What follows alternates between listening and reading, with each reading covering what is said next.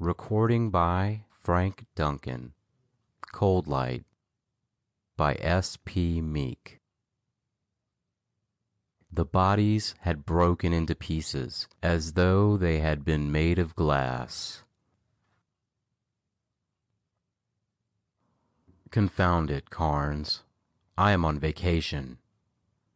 I know it, Doctor, and I hate to disturb you, but I felt that I simply had to. I have one of the weirdest cases on my hands that I've ever been mixed up in, and I think that you'll forgive me for calling you when I tell you about it.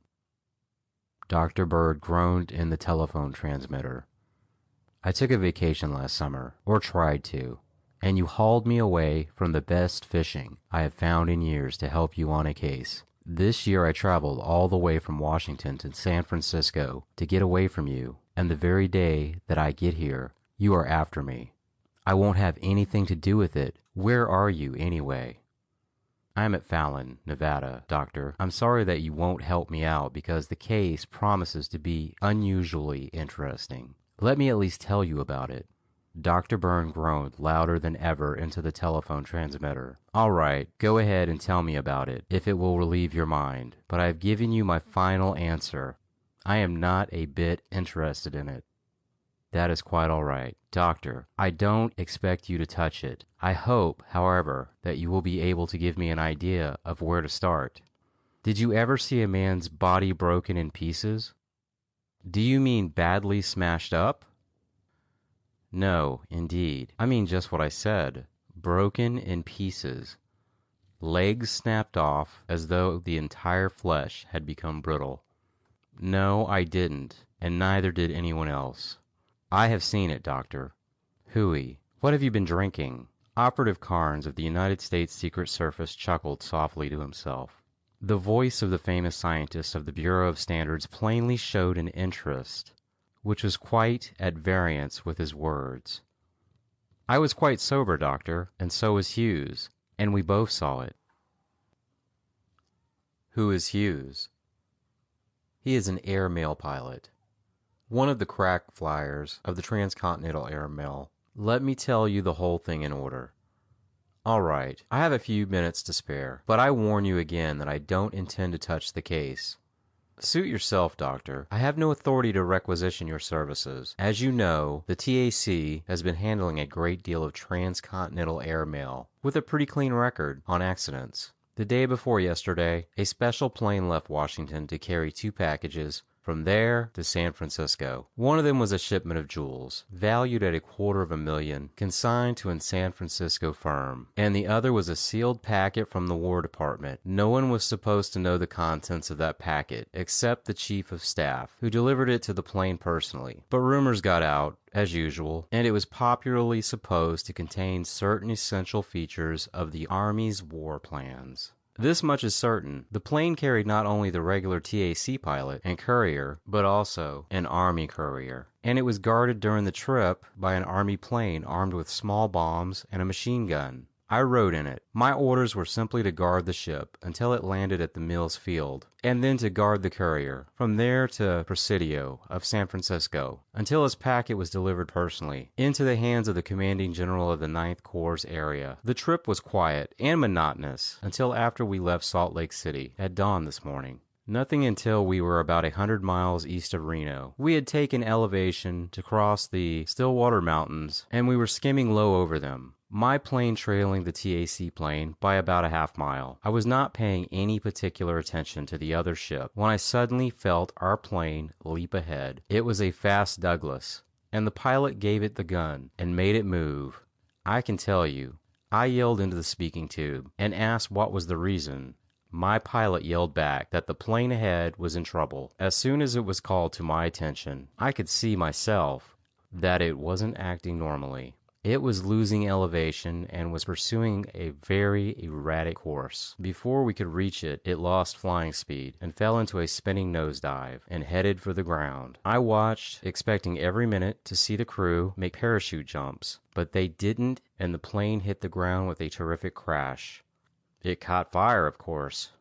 No, Doctor. That is one of the funny things about the accident. It didn't. It hit the ground in an open place free from brush and literally burst into pieces. but it didn't flame up. We headed directly for the scene of the crash, and we encountered another funny thing. We almost froze to death. What do you mean? Exactly what I say. Of course, it's pretty cold at that altitude all the time, but this cold was like nothing I had ever encountered. It seemed to freeze the blood in our veins, and it congealed frost on the windshields and made the motor miss for a moment. It was only momentary, and it only existed directly over the wrecked plane. We went past it and swung around in a circle and came back over the wreck, but we didn't feel the cold again. The next thing we tried to do was to find a landing place. That country is pretty rugged and rough, and there wasn't a flat place for miles that was large enough to land a ship on. Hughes and I talked it over, and there didn't seem to be much of anything that we could do except to go on until we found a landing place. I had had no experience in parachute jumping, and I couldn't pilot the plane if Hughes jumped. We swooped down over the wreck as close as we dared, and that was when we saw the condition of the bodies. The whole plane was cracked up pretty badly. But the weird part of it was the fact that the bodies of the crew had broken into pieces, as though they had been made of glass. Arms and legs were detached from the torsos and lying at a distance. There was no sign of blood on the ground. We saw all this with our naked eyes from close at hand and verified it by observations through binoculars from a greater height. When we had made our observations and marked the location of the wreck as closely as we could, we headed east until we found a landing place near Fallon. Hughes dropped me here and went on to Reno, or to San Francisco if necessary, to report the accident and get more planes to aid in the search. I was wholly at sea, but it seemed to be in your line, and as I knew that you were at the St. Francis, I called you up. What are your plans? I made none until I talked with you. The country where the wreck occurred is unbelievably wild, and we can't get near it with any transportation other than burros. The only thing that I can see to do is to gather together what transportation I can and head for the wreck on foot to rescue the packets and to bring out the bodies. Can you suggest anything better? When do you expect to start? As soon as I can get my pack train together, possibly in 3 or 4 hours. Carnes, are you sure that those bodies were broken into bits? An arm or a leg might easily be torn off in a complete crash. They were smashed into bits, as nearly as I could tell. Doctor, Hughes is an old flyer, and he has seen plenty of crashes, but he never saw anything like this. It beats anything that I've ever saw. If your observations were accurate, there could be only one cause, and that one is a patent impossibility. I haven't a bit of equipment here, but I expect that I can get most of the stuff I want from the University of California, across the bay at Berkeley. I can get a plane at Crissy Field. I'll tell you what to do, Carnes. Get your burro train together and start as soon as you can. But leave me half a dozen burros and a guide at Fallon. I'll get up there as soon as I can, and I'll try to overtake you before you get to the wreck. If I don't disturb anything, any more than you can help until my arrival. Do you understand? I thought that you were on vacation, Doctor. Oh, shut up. Like most of my vacations, this one will have to be postponed. I'll move as swiftly as I can, and I ought to be at Fallon tonight, if I'm lucky and don't run into any obstacles. Burros are fairly slow, but I'll make the best time possible. I rather expect you would, Doctor. I can't get my pack train together until evening, so I'll wait for you right here. I'm mighty glad that you are going to get in on it. Silently, Carnes and Dr. Bird surveyed the wreck of the TAC plane. The observations of the Secret Service operative have been correct. The bodies of the unfortunate crew had been broken into fragments. Their limbs had not been twisted off as a freak of the fall, but had been cleanly broken off, as though the bodies had suddenly become brittle and had shattered on their impact with the ground. Not only the bodies, but the ship itself had been broken up. Even the clothing of the men was in pieces, or had long splits in the fabric whose edges were as clean as though they had been cut with a knife. Dr. Bird picked up an arm which had belonged to the pilot and examined it. The brittleness, if it had ever existed, was gone, and the arm was limp. No rigor mortis, commented the doctor. How long ago was the wreck? About 72 hours ago. What about those packets that were on the plane? Carnes stepped forward and gingerly inspected first the body of the Army courier, and then that of the courier of the TAC. Both gone, Doctor, he reported, straightening up. Dr. Bird's face fell into grim lines. "There is more to this case than appears on the surface, Carnes," he said. "This was no ordinary wreck. Bring up that third burrow. I want to examine these fragments a little. Bill." He went on to one of the two guides who had accompanied them from Fallon. "You and Walter scout around the ground and see what you can find out. I especially wish to know whether anyone has visited the scene of the wreck." The guides consulted a moment and started out. Carnes drove up the burrow the doctor had indicated, and Dr. Bird unpacked it. He opened a mahogany case and took from it a high-powered microscope. Setting the instrument up on a convenient rock, he subjected portions of the wreck, including several fragments of flesh, to a careful scrutiny. When he had completed his observations, he fell into a brown study from which he was aroused by Carnes. "What did you find out about the cause of the wreck, Doctor?" "I don't know what to think. The immediate cause was that everything was frozen. The place ran into a belt of cold which froze up the motor and which probably killed the crew instantly. It was undoubtedly the aftermath of that cold which you felt when you swooped down over the wreck." "It seems impossible that it could have suddenly got cold enough to freeze everything up like that." "It does, and yet I'm confident that is what happened. It was no ordinary cold, Carnes. It was cold of the type that infests interstellar space. Cold beyond any conception you have of cold. Cold near the range of absolute zero of temperature. Nearly 450 degrees below zero on the Fahrenheit scale. At such temperatures, things which are ordinarily quite flexible and elastic, such as rubber or flesh, become as brittle as glass, and would break in the manner which these bodies have broken. An examination of the tissues of the flesh shows that it has been submitted to some temperature that is very low in the scale, probably below that of liquid air. Such a temperature would produce instant death, and the other phenomenon which we can observe." "What could cause such a low temperature, Doctor?" "I don't know yet, although I hope to find out before we are finished. Cold is a funny thing, Carnes. Ordinarily it is considered as simply the absence of heat, and yet I have always held it to be a definite negative quantity. All through nature we observe that every force has its opposite, or negative force, to oppose it. We have positive and negative electrical charges, positive and negative, or north and south, magnetic poles. We have gravity and its opposite, apergy. And I believe cold is really negative heat." "I never heard of anything like that, Doctor. I always thought that things were cold because heat was taken from them, not because cold was added. It sounds preposterous." "Such is the common idea, and yet I cannot accept it, for it does not explain all the recorded phenomenon. You are familiar with searchlight, are you not?" "In a general way, yes." A searchlight is merely a source of light, and of course of heat, which is placed at the focus of a parabolic reflector, so that all of the rays emanating from the source travel in parallel lines. A searchlight, of course, gives off heat. If we place a lens of the same size as the searchlight aperture in the path of the beam and concentrate all the light and heat at one spot, the focal point of the lens, the temperature at the point is the same as the temperature of the source of the light, less what has been lost by radiation. You understand that, do you not?" "Certainly."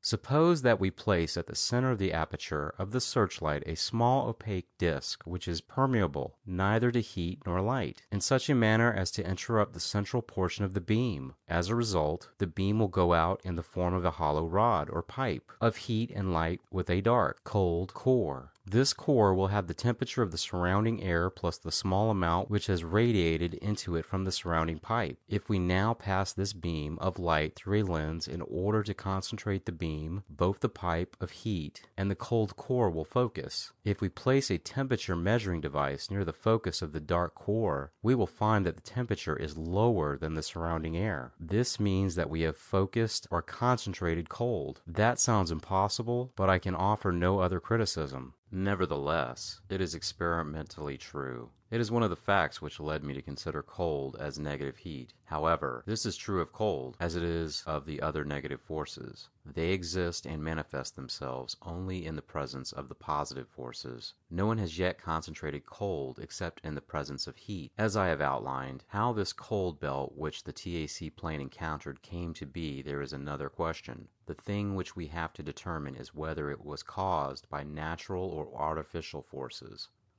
Both of the packets which the plane carried are gone, Doctor, observed Carnes. Yes, and that seems to add weight to the possibility that the cause was artificial, but it is far from conclusive. The packets might not have been on the men when the plane fell, or someone may have passed later and taken them for safekeeping. The doctor's remarks were interrupted by the guides. Someone has been here since the wreck, Doctor, said Bill. Walter and I found tracks where two men came up here and prowled around for some time and then left by the way they came. They went off toward the northwest, and we followed their trail for about 40 rods and then lost it. We weren't able to pick it up again. Thanks, Bill, replied the doctor. Well, Carnes, that seems to add more weight to the theory that spot of cold was made and didn't just happen. If a prospecting party had just happened along, they would either have left the wreck alone or would have made some attempt to inter the bodies. That cold belt must have been produced artificially by men who planned to rob this plane after bringing it down, and who were near at hand to get their plunder. Is there any chance of following that trail? I doubt it, Doc. Walter and I scouted around quite a little, but we couldn't pick it up again. Is there any power line passing within 20 miles of here? None that Walter and I know of, Doc. Funny, such a device as must have been used would need power, and lots of it for operation. Well, I'll try my luck, Carnes. Help me unpack and set up the rest of my apparatus. With the aid of the operative, Dr. Bird unpacked two of the burros and extracted from the cases, where they were carefully packed and padded, some elaborate electrical and optical apparatus. The first was a short telescope of large diameter, which he mounted on a base in such a manner that it would be elevated or depressed and rotated in any direction. At the focal point of the telescope was fastened a small knot of wire, from which one lead ran to the main piece of apparatus, which he had sat on a flat rock. The other lead from the wire knot ran into a sealed container surrounded by a water bath, until which a spirit lamp burned. From the container, another lead led to the main apparatus. This main piece consisted of a series of wire coils mounted on a frame and attached to two leads. The doctor took from a padded case a tiny magnet suspended on a piece of wire of exceedingly small diameter, which he fastened in place inside the coils. Cemented to the magnet was a tiny mirror. "What is this apparatus?" asked Carnes, as the doctor finished his setup and surveyed it with satisfaction. "Merely a thermocouple, attached to a D'Arsonval galvanometer," replied the doctor. "This large, squat telescope catches and concentrates." "You're out of my depth. What is a thermocouple?" "A juncture of two wires made of dissimilar metals, in this case of platinum iridium alloy. There is another similar junction in this case, which is kept at a constant temperature by the water bath. When the temperature of the two junctions are the same, the system is in equilibrium. When they are different temperatures, an electrical potential is set up, which causes a current to flow from one to the other through the galvanometer. The galvanometer consists of a magnet set up inside coils through which the current I spoke of flows. This current causes the magnet to rotate, and by watching the mirror, the rotation can be detected and measured. This device is one of the most sensitive ever made, and it is used to measure the radiation from the distant stars. Currents as small as 0.1 to the 27th ampere have been detected and measured. This particular instrument is not that sensitive to begin with, and has its sensitivity further reduced by having a high resistance in one of the leads. What are you going to use it for?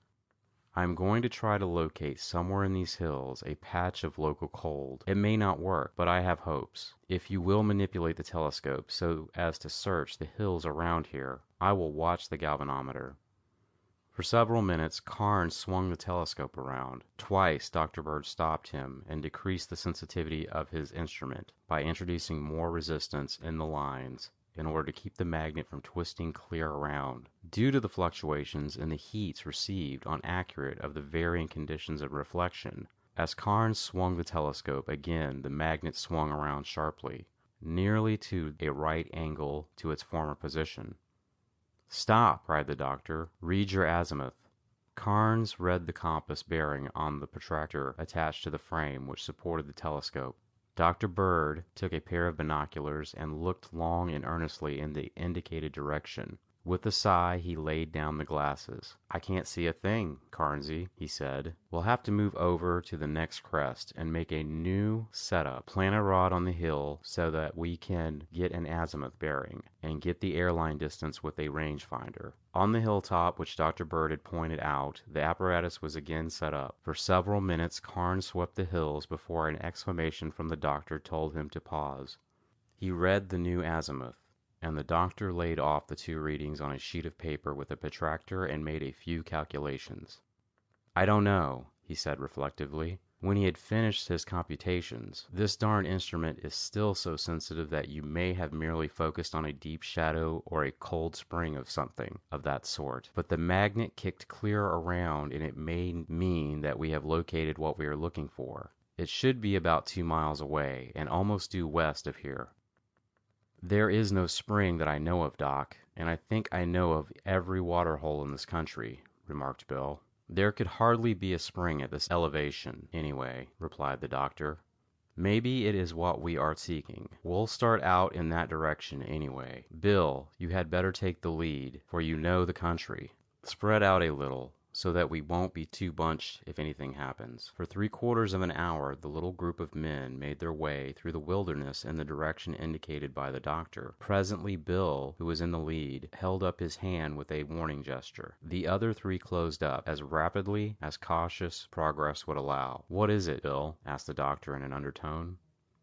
"Slip up ahead and look over the crest." The doctor obeyed instructions. As he glanced over, he gave vent to a low whistle of surprise and motioned for Carnes to join him. The operative crawled up and glanced over the crest. In a hollow before them was a crude, one-storied house, and erected on an open space before it was a massive piece of apparatus. It consisted of a number of huge metallic cylinders, for which lines ran to a silvery concave mirror mounted on an elaborate frame, which would allow it to be rotated so as to point in any direction.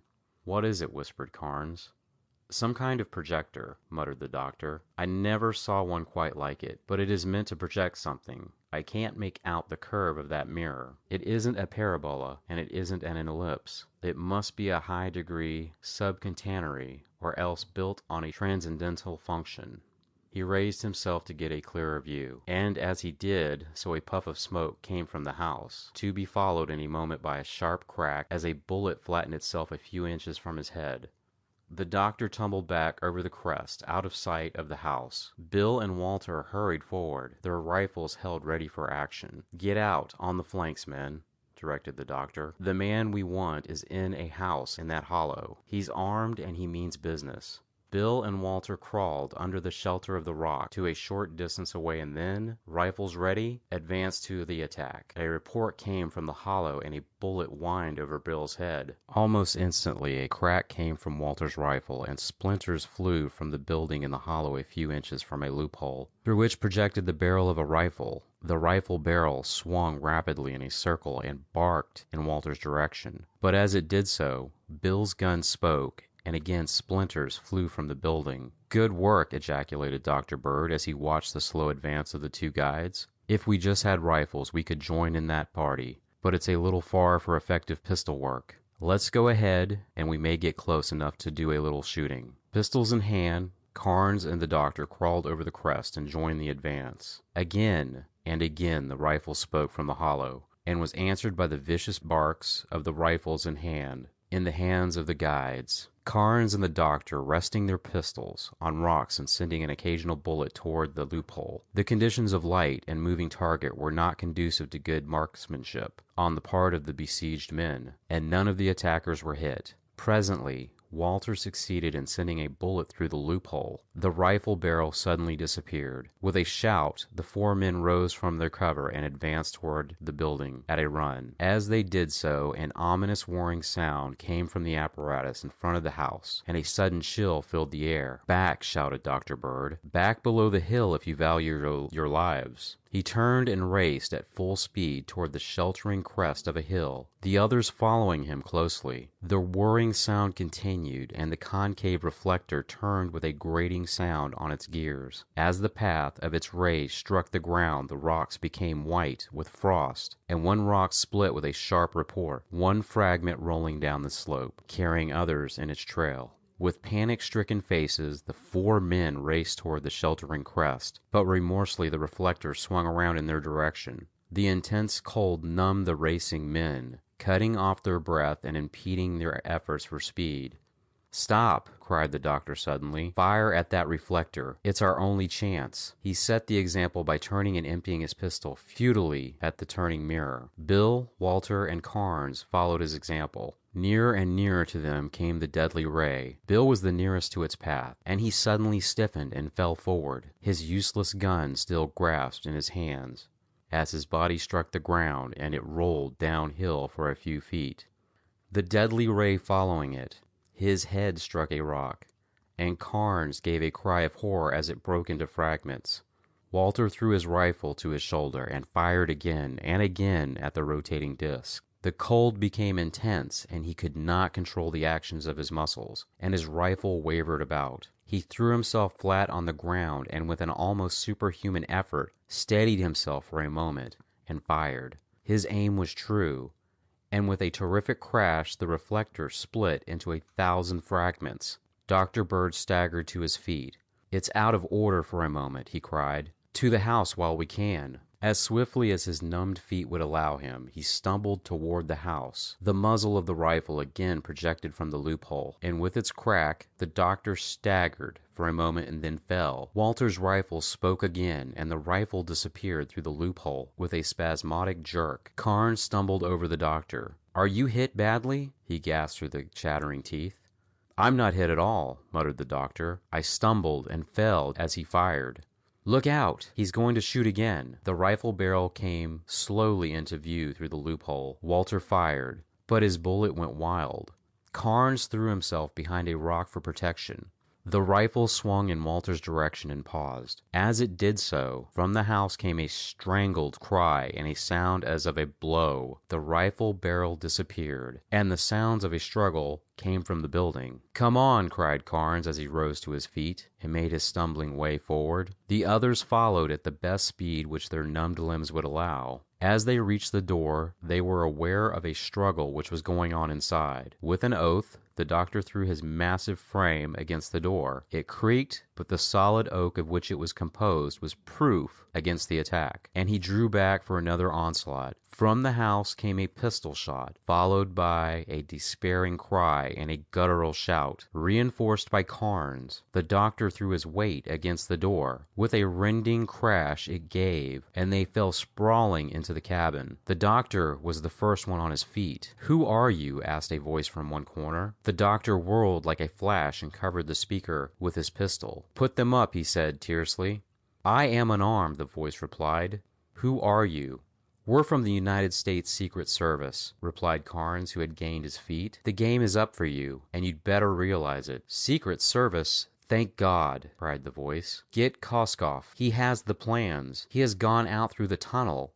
"Where is it?" demanded Carnes. "The entrance is that iron plate on the floor." Carnes and the doctor jumped at the plate and tried to lift it. Without result. There was no handle or projection on which they could take hold. "Not that way," cried the voice. "That cover is fastened on the inside. Go outside the building. He'll come out about 200 yards north. Shoot him as he appears or he'll get away." The 3 men nearly tumbled over each other to get through the doorway into the bitter cold outside. As they emerged from the cabin, the gaze of the guide swept the surrounding hills. "There he goes," he cried. "Get him," said Carnes sharply. Walter ran forward a few feet and dropped prone on the ground, cuddling the stock of his rifle to his cheek. 200 yards ahead, a figure was scurrying over the rocks away from the cabin. Walter drew in his breath, and his hand suddenly grew steady as his keen gray eyes peered through the sights. Carnes and the doctor held their breath in sympathy. Suddenly, the rifle spoke, and the fleeing man threw up his arms and fell forward on his face. Got him, said Walter laconically. Go bring the body in, Carnes, explained the doctor. I'll take care of the chap inside. Did you get him? Asked the voice eagerly as the doctor stepped inside. He's dead already, replied the doctor grimly. Who the devil are you? And what are you doing here? There is a light switch on the left of the door as you come in, was the reply. Dr. Bird found the switch and snapped it on a light. He turned toward the corner from whence the voice had come and recoiled in horror. Propped in the corner was a body of a middle-aged man, daubed and splashed with blood which ran from a wound in the side of his head. Good Lord, he ejaculated. Let me help you. There's not much use, replied the man, rather faintly. I'm about done in. This face wound doesn't amount to much, but I am shot through the body and am bleeding internally. If you try to move me, it may easily kill me. Leave me alone until your partners come. The doctor drew a flask of brandy from his pocket and advanced towards the corner. Take a few drops of this, he asked. With an effort, the man lifted the flask to his lips and gulped down a little of the fiery spirit. A sound of trampling feet came from the outside, and then a thud as though a body had been dropped. Carnes and Walter entered the cabin. He's dead as a mackerel, said Carnes in answer to the doctor's look. Walter got him through the neck and broke his spinal cord. He never knew what hit him. The plans? Came in a gasping voice from the man in the corner. We got them, too, replied Carnes. He had both packets inside his coat. They have been opened, but I guess they are all here. Who the devil are you? Since Koskov is dead, and I'm dying, there is no reason why I shouldn't tell you, was the answer. Leave that brandy handy to keep up my strength. I have only a short time and can't repeat. As to who I am or what I was, it doesn't really matter. Koskov knew me as John Smith, and it will pass as well as any other name. Let my past stay buried. I am or was a scientist of some ability, but fortune frowned on me, and I was driven out of the world. Money would rehabilitate me. Money will do anything nowadays. So I set out to get it.